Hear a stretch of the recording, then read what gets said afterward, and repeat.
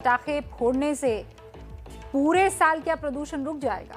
दूसरा पक्ष इस दलील को मानता नहीं है। इस दलील पर एक लंबी कानूनी लड़ाई भी हुई, जिसके बाद पटाखों को लेकर बहुत सारे नियम बने। इसके बाद ग्रीन पटाखे जो हैं वो बाजार में एंटर करते हैं। अब सवाल ये है कि क्या ये ग्रीन पटाखे सामान्य पटाखों के विकल्प के तौर पर इस्तेमाल किए जा सकते हैं? ग्रीन पटाखे फायदेमंद किस तरह है, ये समझने के लिए आपको हमारी ये स्पेशल रिपोर्ट देखनी होगी।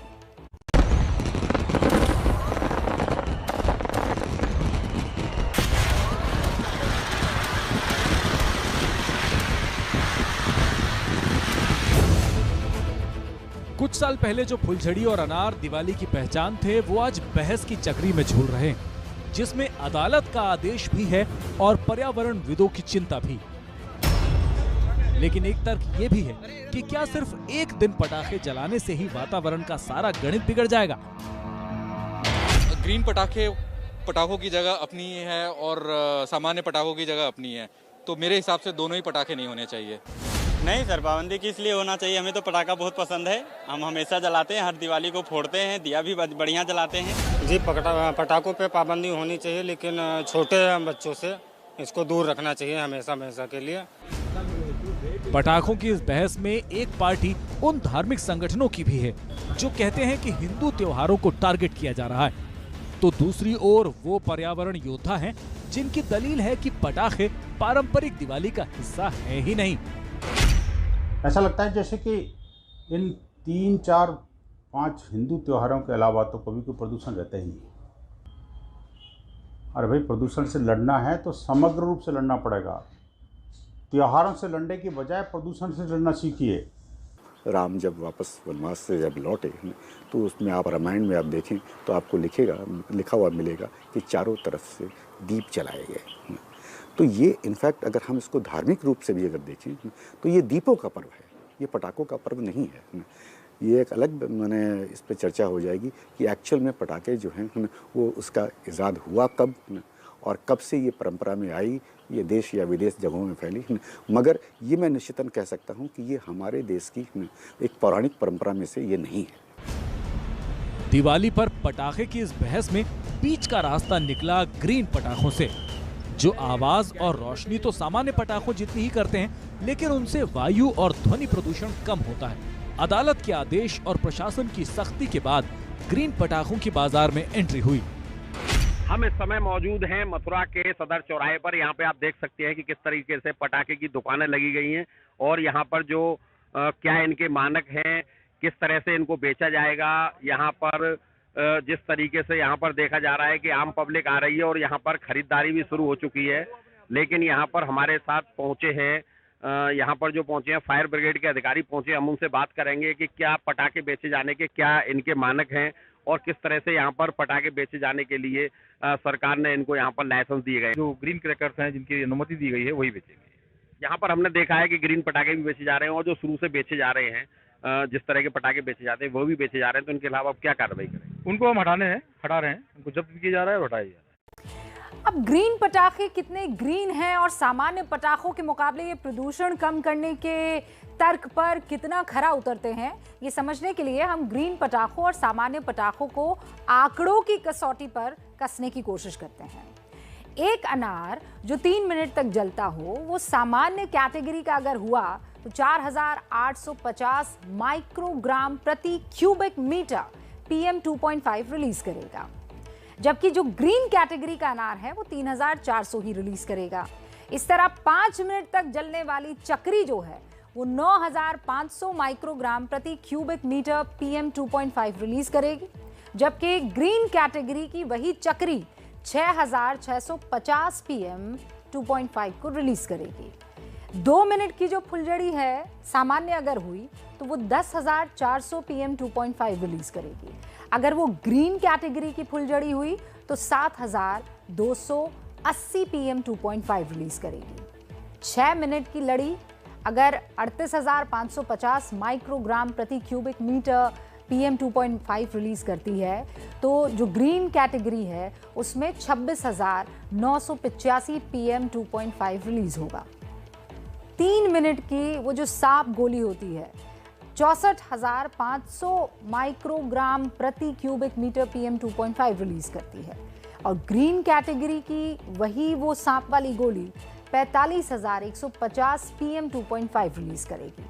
आपको ये जरूर जानना चाहिए कि भारत में सिर्फ 60 माइक्रोग्राम प्रति क्यूबिक मीटर ही PM 2.5 का रिलीज सामान्य माना जाता है।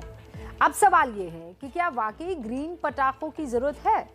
क्या दिवाली के मौके पर पटाखे जलाने से हवा जहरीली हो जाती है? अगर हाँ, तो फिर कितनी? इसे भी कुछ आंकड़ों से आप समझ लीजिए।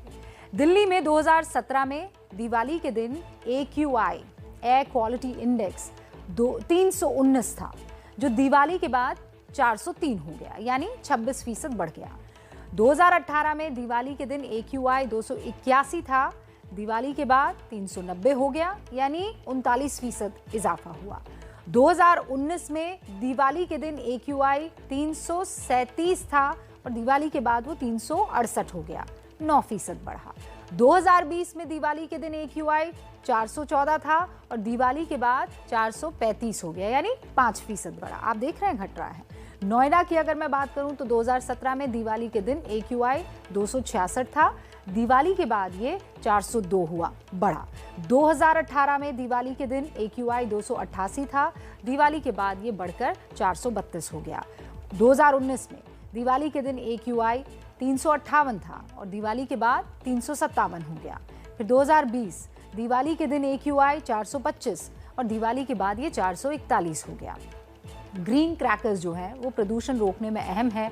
सरकार इनके इस्तेमाल की इजाज़त भी देती है, इसीलिए दिवाली के बाजार ग्रीन क्रैकर्स से इस वक्त गुलजार है। अब ग्रीन क्रैकर्स ग्रीन है कि नहीं, इसके लिए पटाखे के पैकेट पर एक QR कोड देना ज़रूरी होगा। लेकिन इस कोड में भी इस वक्त हेरा फेरी की बहुत सारी खबरें मिल रही है, उस पर भी आप गौर कीजिए। क्या वाकई ये पटाखे जो है पूरी तरह से ग्रीन फायरवर्क्स है? इसी की पड़ताल करते हैं और CSIR और नीरी का जो ऐप है उसके जरिए ये आपको बताते हैं कि जो QR कोड इन पटाखों पे लगाए गए हैं, जो ग्रीन क्रैकर्स है, उन पर अनिवार्य है कि इस तरह का एक स्टैंप लगाया जाए। और यहाँ पर आप देख सकते हैं ये QR कोड जो हम पहले स्कैन कर रहे हैं, तो यहाँ पर इनवैलिड QR दिखा रहा है। इससे ये साफ पता चलता है कि केवल एक स्टैंप जो है, केवल एक स्टिकर खाली लगाया गया है ग्रीन क्रैकर्स का, जबकि क्या वाकई ये ग्रीन क्रैकर्स है, ये बहुत बड़ा सवाल बन जाता है, क्योंकि QR कोड जो है वो इनवैलिड है। जिस तरह से पोल्यूशन सब की बात होती है, आपको कैसे पता चलेगा कि ये ग्रीन क्रैकर्स है? अभी सारे जो लिए सब स्टैंडर्ड के लिए है और स्टैंडर्ड अच्छा ही कंपनी है, तो उसमें जब ग्रीन लिखा है तो शायद ग्रीन ही होगा। वैसे तो जमीनी हकीकत यह है कि बाजार में सिर्फ ग्रीन क्रैकर्स की जगह फर्जी मुहर लगाकर हेराफेरी नहीं हो रही है, बल्कि कई जगहों पर तो चोरी छिपे सामान्य पटाखों को ग्रीन क्रैकर्स के साथ मिलाकर बेचा जा रहा है। अब सवाल ये उठता है कि ग्रीन क्रैकर्स को पहचाने कैसे? इसके लिए सबसे जरूरी है कि पटाखे के पैकेट पर लिखा हुआ QR कोड आप अपने मोबाइल से जरूर स्कैन करें। इसके अलावा पैकेट पर किसी जगह ग्रीन क्रैकर जरूर लिखा होगा, साथ ही एक हरा निशान भी बना होगा। ये भी याद रखें कि ग्रीन क्रैकर सामान्य पटाखे से थोड़े महंगे होते हैं। लेबल पे लगा रहता है QR कोड, और QR कोड कोई है कंप्यूटर से ही वहीं के वहीं, या मोबाइल फ़ोन लेके वो अफसर जो जाता है इंस्पेक्शन के लिए, उसको वो QR कोड को चेक कर लेता है। अब प्रॉब्लम ये आया है कि पिछले साल जितने भी, पिछले और पिछले के पिछले साल भी जितने QR कोड उन्होंने देखे वो सारे फेक निकले। तो आप उसको सीज कर सकते हो, लेकिन उसका जो, उसको तो जाना पड़ता है लेबोरेटरी में, लैब में जाके उसका एक एक चीज़ क्या है उसमें देखनी पड़ती है। फिर देखना पड़ता है कि कितना नॉइज़ निकलेगा, क्योंकि नॉइज़ भी कंट्रोल्ड है, 125 dB से ज़्यादा नहीं होना चाहिए। ग्रीन पटाखे बाजार में बिक जरूर जाते हैं, लेकिन मांग के मुताबिक उनकी कमी बनी हुई है।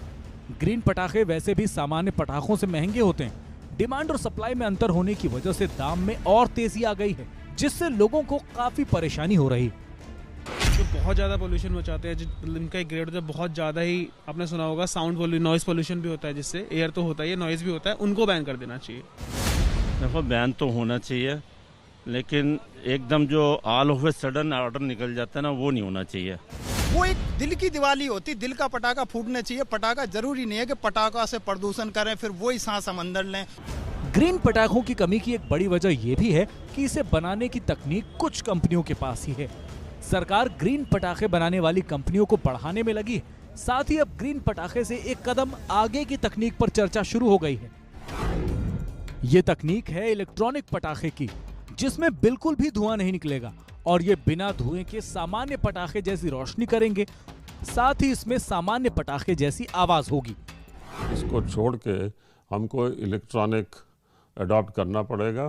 इलेक्ट्रॉनिक पटाखे हो, इलेक्ट्रॉनिक फुलझड़ियाँ हो और इलेक्ट्रॉनिक अनार हो, सीटियाँ हो, सब इलेक्ट्रॉनिक हो। उसमें से लाइट भी निकले, उसमें से आवाज़ भी निकले, तो नॉइज़ भी हो, लाइट भी हो, तो ये चेंज करना पड़ेगा।